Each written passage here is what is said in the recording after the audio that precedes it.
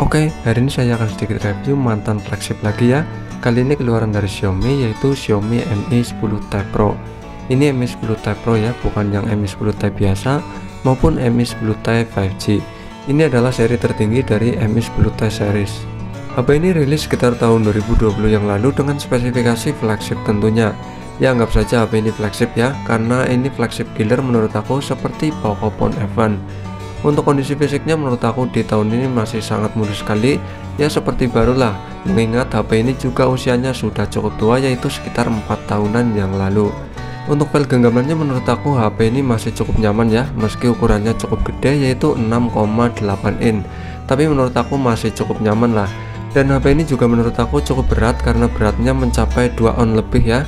Jadi di tangan itu menurut aku cukup berat, tapi ini masih nyaman kok di tangan. Untuk file genggamannya ini sangat kokoh sekali ya, karena framenya terbuat dari aluminium, baik depan maupun belakang sudah tercover dengan Corning Gorilla Glass 5. Tentu ini sangat solid sekali menurut aku untuk file genggamannya. Untuk desain bagian depan menurut aku tidak terlalu ketinggalan zaman ya.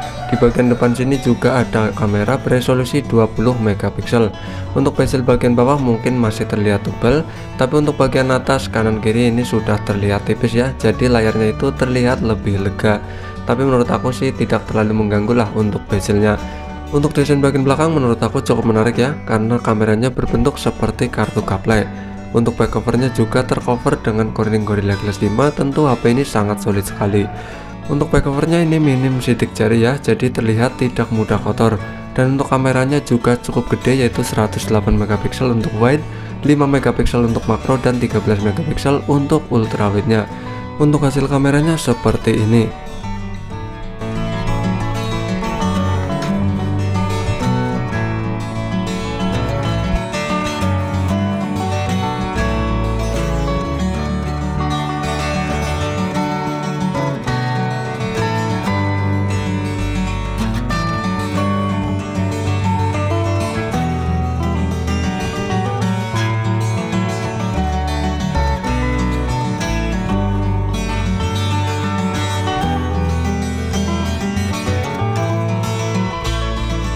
HP ini tidak dilengkapi dengan lubang jack audio 3,5 mm ya, adanya lubang Type-C buat headsetnya.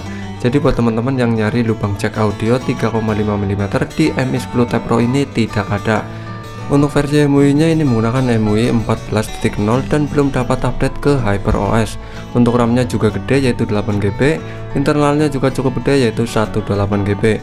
Ada varian yang 256GB, tapi ini yang 128GB menurut aku sih di tahun ini masih cukup.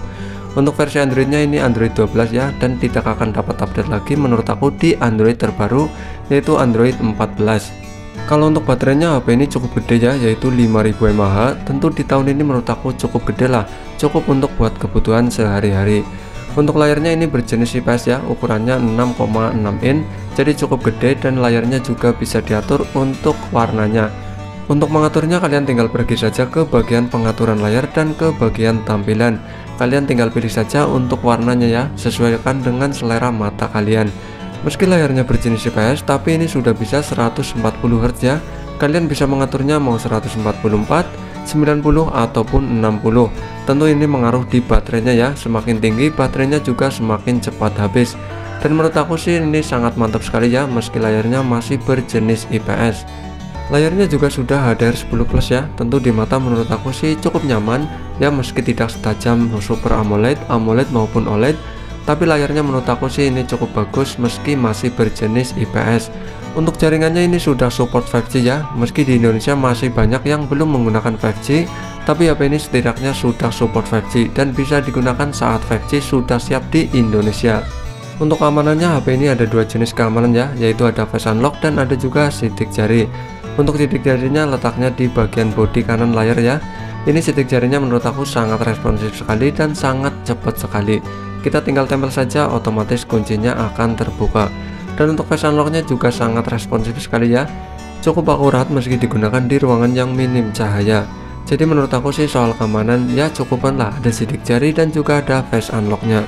Untuk skor Antutunya HP ini juga masih cukup tinggi ya, yaitu 760 ribuan. Tentu skor Antutu ini sangat enak sekali buat dijadikan kebutuhan seperti gaming, sosial media, dan lainnya. ya, karena HP ini menggunakan spesifikasi flagship ya, yaitu menggunakan chipset Qualcomm Snapdragon 865. Tentu HP ini masih sangat bisa diandalkan di tahun ini buat kebutuhan seperti ngegame, sosial media seperti TikTok, Facebook, YouTube, atau buat aktivitas lainnya. HP ini menurut aku masih sangat worth it sekali ya, masih sangat ringan sekali buat menjalani aktivitas sehari-hari seperti sosial media dan aktivitas lainnya. Dengan skor AnTuTu yang masih cukup tinggi yaitu 760 ribuan buat menjalankan game seperti game Mobile Legends, tentu HP ini sangat mumpuni sekali ya, sangat terasa ringan sekali buat menjalankan seperti game Mobile Legends. Untuk grafiknya pun ini bisa mendapatkan super dan super, tentu buat bermain game sekelas Mobile Legends, HP ini sangat mumpuni sekali ya, sangat enak sekali buat bermain game sekelas game Mobile Legends. Dan untuk bermain game seperti game PUBG Mobile, tentu HP ini juga sangat mumpuni sekali ya, apalagi HP ini juga giroskopnya menggunakan hardware bukan software. Otomatis buat game sekelas game PUBG Mobile, HP ini sangat worth it sekali di tahun ini. Untuk grafiknya di game PUBG Mobile juga cukup tinggi ya. Untuk grafiknya saya akan cek yaitu di 90 fps. Tentu HP ini sangat mantap sekali buat bermain game sekelas game Mobile Legends. Untuk balance bisa ultra, terus HD juga bisa ultra, dan untuk HDR pun bisa ultra. Dan ini menurut aku sangat mumpuni sekali ya buat bermain game sekelas game PUBG Mobile. Ditambah lagi HP ini juga sudah stereo speaker ya, speakernya di bagian bawah dan di bagian atas di bagian earpiece. Otomatis suaranya sangat mantap sekali buat kebutuhan seperti ngegame atau buat nonton film seperti di YouTube dan Netflix. HP ini juga sudah support NFC ya, bagi teman-teman yang sering membutuhkan NFC buat cek saldo ataupun buat transaksi, HP ini juga bisa diandalkan karena HP ini juga sudah ada NFC-nya. Jadi kesimpulannya sih HP ini masih sangat worth it sekali digunakan di tahun ini ya. Masih sangat bisa diandalkan dengan spesifikasi flagship tentunya ya, meski sudah ketinggalan sekitar 3-4 tahunan, tapi HP ini masih sangat bisa diandalkan buat kebutuhan gaming ataupun buat sosial media ataupun buat nonton atau buat aktivitas lainnya ya. Tentunya HP ini juga baterainya sangat irit sekali karena cukup gede yaitu 5000 mAh. Buat kebutuhan sehari-hari baik gaming maupun non gaming, HP ini masih sangat bisa diandalkan di tahun ini. Oke, jadi sekian ya bos ya, terima kasih, mantul.